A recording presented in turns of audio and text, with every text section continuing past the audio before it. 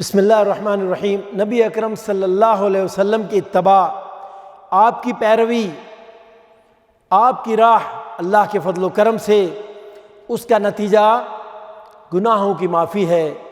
اللہ تعالیٰ ایسے شخص کے گناہوں کو معاف فرما دیتے ہیں جو آپ صلی اللہ علیہ وسلم کی پیروی اختیار کرنے والا ہے، جو آپ کی اتباع کرنے والا ہے، جو آپ کی راہ پر چلنے والا ہے، کیونکہ آپ کی جو راہ ہے، آپ کی جو پیروی ہے، آپ کی جو اتباع ہے، وہ سیدھی کہاں جا رہی ہے؟ اللہ کے فضل و کرم سے سیدھی جنت کی طرف جا رہی ہے۔ اللہ اکبر۔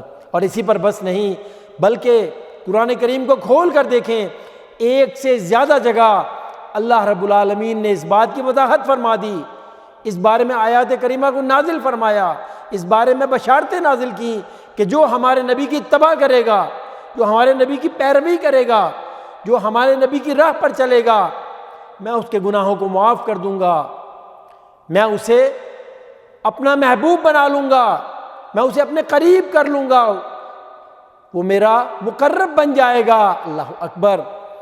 اور اللہ جسے اپنا محبوب بنا لیں گے، جسے اللہ اپنا مقرب بنا لیں گے، پھر اس کا ٹھکانہ کہاں ہوگا؟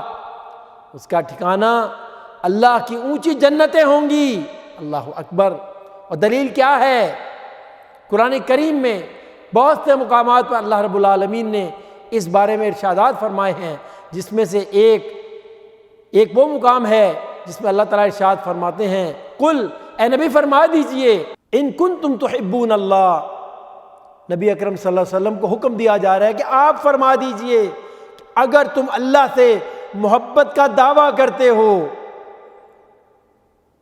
تو پھر تمہیں اس کا ثبوت فراہم کرنا پڑے گا، اس کی دلیل دینی پڑے گی، اور وہ کیا ہے؟ فاتبعونی، اے نبی فرما دیجئے کہ اس کا ثبوت اور اس کی دلیل یہ ہے کہ تمہیں میری اتباع کرنی پڑے گی، میری پیروی اختیار کرنی پڑے گی، میری راہ پہ چلنا پڑے گا۔ اللہ اکبر۔ تو اس کا نتیجہ کیا ہوگا؟ یحببکم اللہ، پھر اللہ تم سے محبت کرے گا۔ اللہ اکبر۔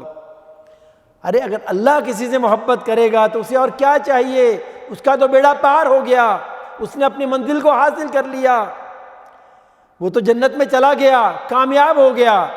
اور کامیابی کسے کہتے ہیں بھائیو؟ کسے کہتے ہیں کامیابی؟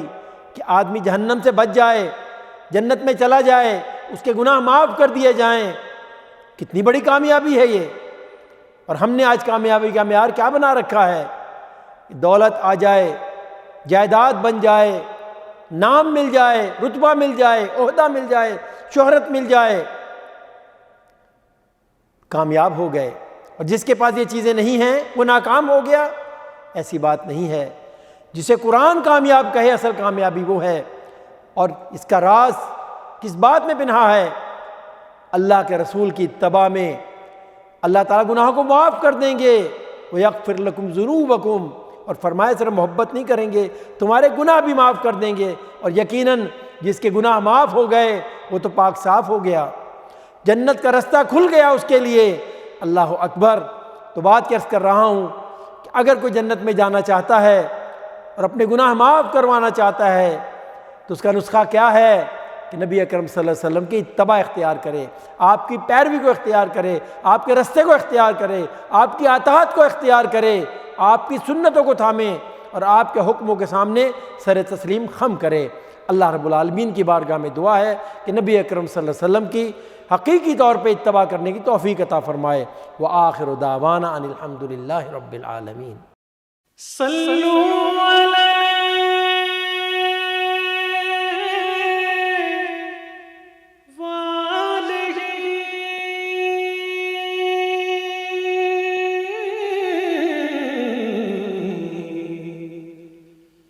صلو علیہ